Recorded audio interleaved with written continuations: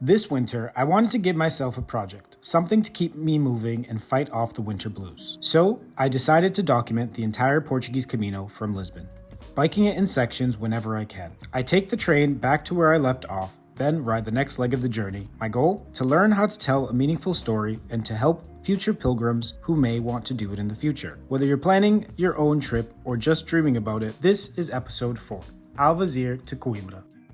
There's so much uphill today.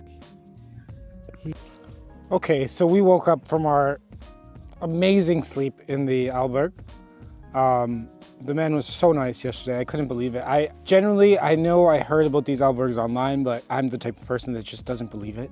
I just assumed it'd be too difficult, there'd be too many people, but I guess it makes perfect sense that it was empty since I haven't seen any pilgrims right now. It's the middle of winter, no one's walking right now. But the whole thing was amazing. I really appreciate people that go above and beyond. Like, you know, he could have just used a regular stamp that passport, asked me for 15 and just let me go, but he made it special. He had 5 different stamps. He gave me a shot. The whole thing was just amazing. All right, so now we are on our way to Coimbra. I had a really nice dinner too. It was only €6 for like bacalhau, which is codfish, and some veggies. Forgot to take a picture of it, but it was good. You should have been there next time. So today, I hope it's not too hilly, just because of this back tire. It's going. When I tell you you need to have tubeless tires, you need to have tubeless tires. It's going, but we'll see if it makes all the way to Coimbra. I just need to get to Coimbra. And everything will be fine. I will be fine. I'm excited for today. The ride from Alvaiázere to Coimbra is an easy one in terms of distance, however, the elevation is quite heavy. I'm new to this, so if you could please like and subscribe, I would greatly appreciate it. I think I'm at 178 subscribers today, so you will be noticed.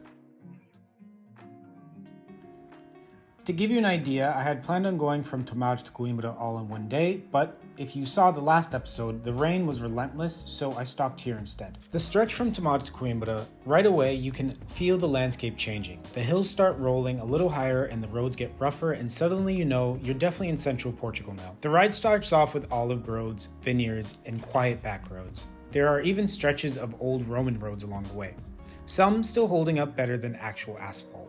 You pass sheep, little farms, and these massive cork oak trees that have probably seen more pilgrims than I ever will. To put it plainly, today was very beautiful. Okay, so because of this back tire, it might be a long day. It's not fully flat, but I'm not trying to push it on this type of terrain. So there will be some walking done today, which is nice. We all love walking, right? I love walking. Just for these areas that I could technically go over with my bike, but it would be quite, it'd be a problem. So we're gonna walk a bit. The landscape here is absolutely amazing. You could tell these trees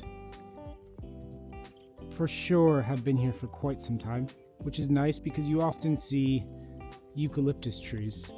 And eucalyptus trees are convenient, especially after fire. They grow quite quickly. However, they are not, they're not fountains of life like these trees are, right? So we are now in Ansião, which was on the map. It says it has historical significance. Seems like a great little town.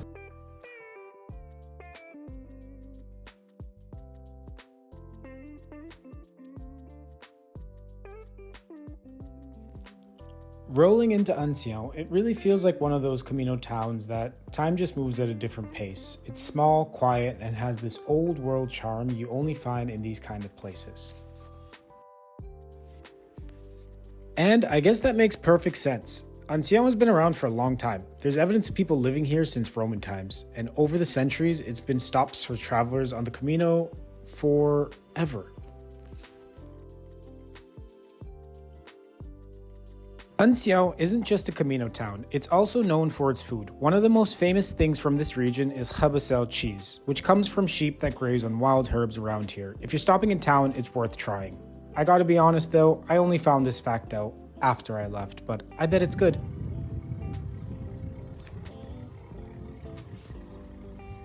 In my opinion, definitely the most interesting part of the town is Ponte da Cal, which is a bridge from the 17th century.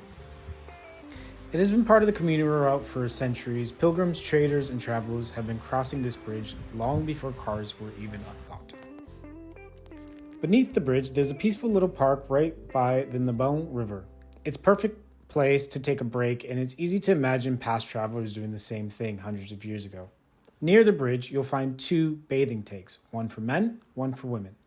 According to legend, the Queen of Portugal stopped here to wash up during her travels. Whether it's true or not, it definitely adds a cool bit of history to the spot.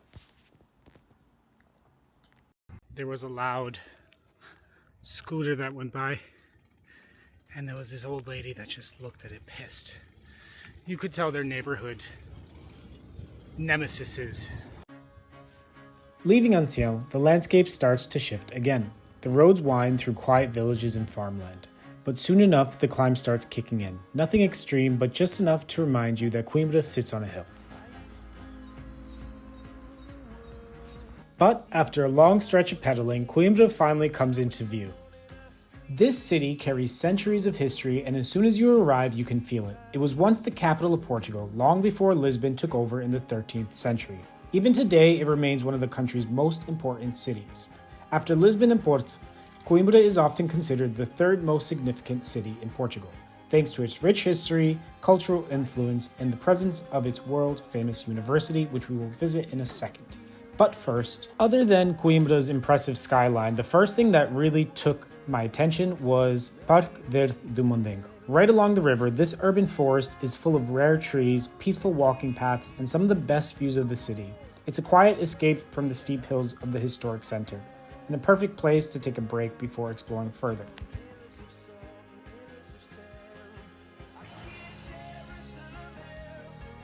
Coimbra is more than just its past, though.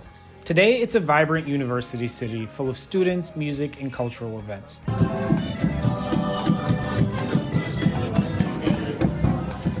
The main walking street is where you feel that energy the most. Cafes, bookstores, street performers, and a mix of local and tourists all moving through the heart of the city. I honestly don't think I've ever been here without at least one event happening the day I was here. But it's impossible to talk about Coimbra without talking about something else, the University of Coimbra. Founded in 1290, it is the 9th oldest in Europe and still one of the most prestigious universities in Portugal. The entire city grew around it, and its influence is everywhere.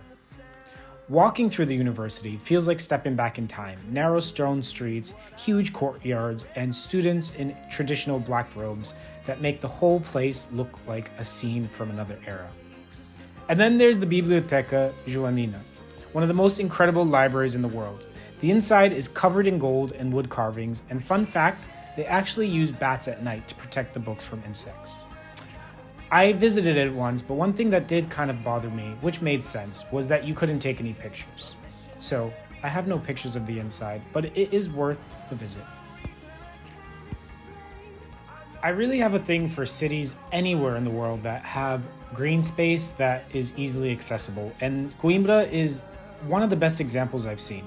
Just outside the city, I found one of Coimbra's most beautiful hidden gems, Mata Nacional de Choupal. This forest is massive, full of towering trees and quiet trails, and feels like a completely different world from the busy streets just downtown. It was originally planted to stop flooding from the Mondego River, but today it's a peaceful escape for walkers, cyclists, and anyone looking for a quiet break in nature. I definitely recommend this place. And that's it for the part of the Camino. From the medieval bridges to university halls to unexpected green spaces, this stretch had a little bit of everything.